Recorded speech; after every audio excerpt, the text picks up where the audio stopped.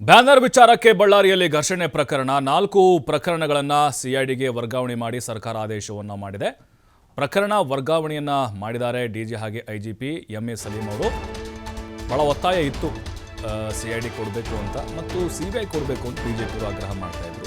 ನಮ್ಮ ಪೊಲೀಸರೇ ಸಮರ್ಥವಾಗಿದ್ದಾರೆ, ಸಿಬಿಐ ಯಾಕೆ ಬೇಕು ಅಂತ ಗೃಹ ಸಚಿವರು ಹೇಳಿದರು. ಈಗ ಸಿಐಡಿಗೆ ವರ್ಗಾವಣೆ ಮಾಡಿದ್ದಾರೆ ಡಿಜಿ ಹಾಗೆ ಐಜಿಪಿಯವರು. ಸರ್ಕಾರದ ಒಂದು ಸೂಚನೆ ಮೇರೆಗೆ ಬಳ್ಳಾರಿಯ ಬ್ರೂಸ್ಪೇಟೆ ಪೊಲೀಸ್ ಠಾಣೆಯಲ್ಲಿ ಕೇಸುಗಳು ದಾಖಲಾಗಿದ್ವು. 4 ಪ್ರಕರಣ ಒಟ್ಟು ಸಿಐಡಿಗೆ, 2 ಪ್ರಕರಣ ಡಿಸಿಆರ್ಇ ಠಾಣೆಗೆ ವರ್ಗಾವಣೆಯನ್ನು ಮಾಡಲಾಗಿದೆ. ಜನಾರ್ದನ್ ರೆಡ್ಡಿ, ಶ್ರೀರಾಮುಲು ಸೇರಿ ಹಲವರ ವಿರುದ್ಧ ಕೇಸುಗಳು ದಾಖಲಾಗಿದ್ದಾವೆ. ಆದೇಶದ ಪ್ರತಿ ಕೂಡ ನಾವು ನೋಡ್ತಾ ಇದ್ದೀವಿ. ಡಿಜಿ ಐಜಿಪಿಯವರು ಈಗೇನು ಆದೇಶವನ್ನು ಮಾಡಿದ್ದಾರೆ, ವರ್ಗಾವಣೆ ಮಾಡಿದ್ದಾರೆ ಸಿಐಡಿಗೆ. ಇನ್ನು ಇಲ್ಲಿ ರಾಜಕೀಯ ತಿರುವನ್ನು ಪಡೆದುಕೊಳ್ತು ಈ ಪ್ರಕರಣ, ಹಾಗಾಗಿನೇ ಈಗ ಹಸ್ತಾಂತರ ಮಾಡಿದ್ದಾರೆ. ಸಿಐಡಿ ಡಿಐಜಿ ನೇತೃತ್ವದಲ್ಲಿ ಪ್ರಕರಣದ ತನಿಖೆ ನಡೆಯುತ್ತೆ. ಮತ್ತಷ್ಟು ಮಾಹಿತಿ ನಮ್ಮ ಪ್ರತಿನಿಧಿ ಸಿದ್ದು ನೀಡ್ತಾರೆ ನೇರ ಸಂಪರ್ಕದಲ್ಲಿ.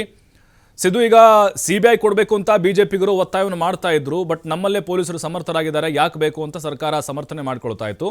ಈಗ ಸಿಐಡಿಗೆ ವರ್ಗಾವಣೆ ಮಾಡಿದ್ದಾರೆ.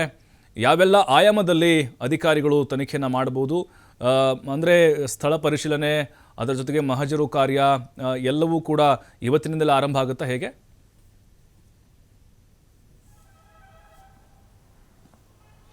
ಖಂಡಿತವಾಗ್ಲೂ ಪ್ರಭು, ಈ ಗಲಾಟೆ ಗಲಭೆ ದಂಬೆ ಏನು ಇದಾಗುತ್ತೋ ಇದಾದ ಬೆನ್ನಲ್ಲೇ 6 ಕೇಸ್ಗಳನ್ನ ಪೊಲೀಸರು ಮಾಡಿರುವಂಥದ್ದು ಕೂಡ ಇದೆ.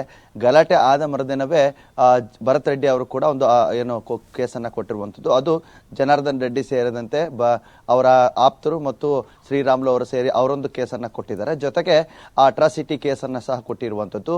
ಜೊತೆಗೆ ಪೊಲೀಸರೇ ಒಂದು ಸೋಮೋಟ್ ಕೇಸನ್ನ ಮಾಡಿರುವಂಥದ್ದು. ಹೀಗೆ ಮತ್ತು ಜನಾರ್ದನ್ ರೆಡ್ಡಿ ಅವರ ಕಡೆಯಿಂದ ಕೂಡ ಅವರು 2 ಕೇಸ್ಗಳನ್ನ ಕೊಟ್ಟಿರುವಂತ ಒಂದು ಅವರು ಅಟ್ರಾಸಿಟಿ ಕೇಸು, ಸ್ವತಃ ಭರತ್ ರೆಡ್ಡಿಯೇ ನಮ್ಮ ಮನೆಯನ್ನ ಸುಟ್ಟಾಕ್ಲಿಕ್ಕೆ ಬಂದಿದ್ದ ಅಂತ ಹೇಳೋದಕ್ಕೆ ಅವರು ಒಂದು ಕೇಸನ್ನ ಕೊಟ್ಟಿದ್ದಾರೆ. ಜೊತೆಗೆ ಈ 6 ಕೇಸ್ಗಳಿವೆ. ಈ 6 ಕೇಸ್ಗಳ ಆಧಾರದ ಮೇಲೆ ಈಗಾಗಲೇ ಸಿಐಡಿಗೆ ಕೊಡ್ಲಿಕ್ಕೆ ಮುಂದಾಗಿರುವಂಥದ್ದು. ಅದರಲ್ಲೂ ಪ್ರಮುಖ ಆರೋಪ ಕೂಡ ಇತ್ತು. ಏನಂದ್ರೆ ಸ್ಥಳೀಯ ಪೊಲೀಸರೇ ಇದಕ್ಕೆ ಕಾರಣರಾಗಿದ್ರು, ಅವರೇ ಎಸ್ಕಾಟ್ ಮುಖಾಂತರ ಅವರನ್ನ ಕರ್ಕೊಂಡು ಬಂದಿದ್ರು ಅನ್ನುವ ನಿಟ್ಟಿನಲ್ಲಿ ಇದಕ್ಕೆ ಸಿಐಡಿಗೆ ಕೊಡ್ಲಿಕ್ಕೆ ಮುಂದಾಗಿದ್ದಾರೆ. ಜೊತೆಗೆ ಈಗ ನಿನ್ನೆ ನೂತನವಾಗಿ ಜಾಯ್ನ್ ಆಗಿರುವಂತ ಸುಮನ್ ಡಿ ಪನ್ನಿಕರ್ SP ಅವರು ಏನಿದ್ದಾರೆ ಈಗ ಸ್ಥಳಕ್ಕೆ ಬಂದಿದ್ರು. ಸ್ಥಳಕ್ಕೆ ಬಂದಂತ ಸಂದರ್ಭದಲ್ಲಿ ಅಲ್ಲಿ ಯಾವ ರೀತಿಯಾದ ಗಲಾಟೆ ಆಗಿದೆ, ಎಲ್ಲಿಂದ ಗಲಾಟೆ ಆಯಿತು, ಮತ್ತೆ ಜನಾರ್ದನ್ ರೆಡ್ಡಿ ಅವರ ಆರೋಪ ಏನಿತ್ತು, ನನ್ನನ್ನ ಹತ್ಯೆ ಮಾಡುವಂತ ಸಂಚು ಇತ್ತು ಅಂತ ಹೇಳಿದ್ರು. ಆಗ ಅವರು ಬಂದು ಇಳಿದಂತ ಸಂದರ್ಭದಲ್ಲಿ ಅಲ್ಲಿ ಎಲ್ಲಿ ಫೈರ್ ಆಯಿತು, ಅವರಿಗೆ ಯಾವ ರೀತಿಯಾಗಿ ಬುಲೆಟ್ ಸಿಕ್ತು, ಮತ್ತೆ